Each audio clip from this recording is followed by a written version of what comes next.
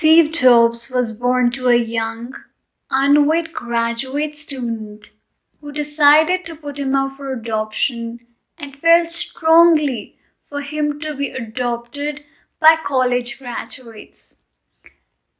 Everything was set up for the unborn Steve to be adopted by a lawyer and his wife at birth. But when he popped out, they decided at the last moment that they really want to have a girl instead. Now, in the middle of the night, another couple on the waiting list was called and conveyed that there was an unexpected baby boy. They were asked if they would like to have him. They merrily agreed. But now, on learning that these guys were not college graduates, the biological mother relented. She just refused to sign the adoption papers on learning that they were not college graduates. It was only then that she got convinced after the to-be parents, assured her that they would definitely send their child to the college.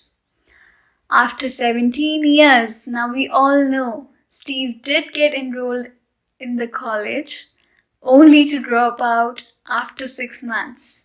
Steve had gotten into Reed College, which was as expensive as Stanford then. All his parents' savings were being spent in his college tuition. He didn't see any value in it and hence decided to drop out. Now, since he did not have a dorm room of his own after having dropping out, so he slept on the floors of his friend's room.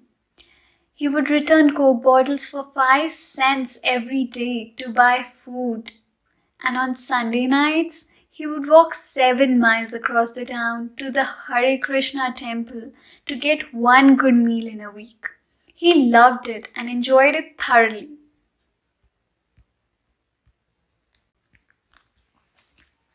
At the Reed College, calligraphy was something that he took up after having dropped out.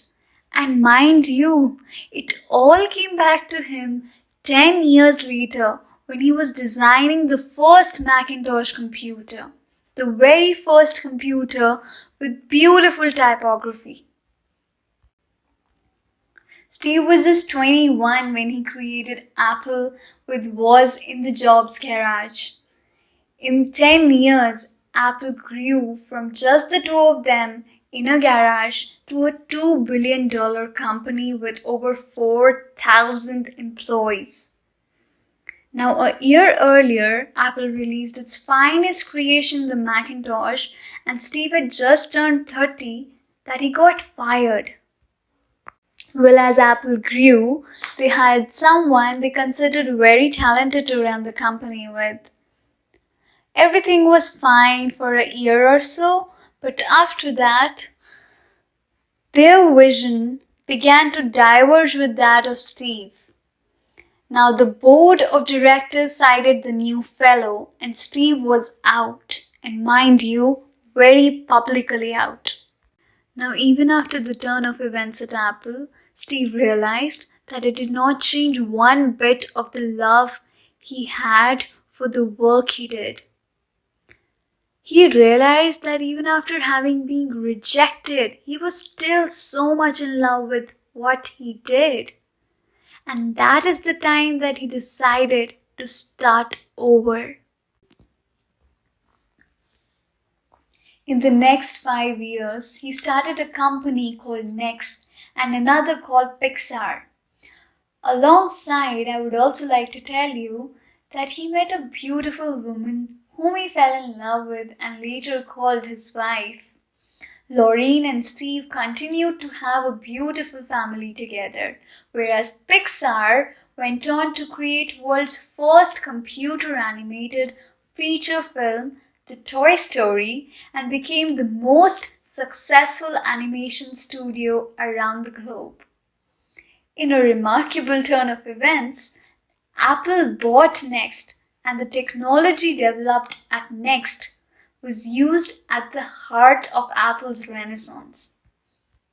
Remembering that you are going to be dead soon is one of the most powerful tools that you would come across to make the big life decisions or choices in your life. All the external expectations or fear of failure or even the fear of embarrassment, they just fall dead in the face of death, leaving only what is truly important. Steve Jobs died at the age of 56 in 2011, battling a rare pancreatic cancer for many years. Ladies and gentlemen, this was Steve Jobs' story for you all. He was the chairman, chief executive officer, and the co-founder of Apple, the chairman and majority shareholder of Pixar, a member of the Walt Disney Company's board of directors, and the founder, chairman, and CEO of Next. This was Steve Jobs, who is widely recognized as a pioneer of the personal computer revolution.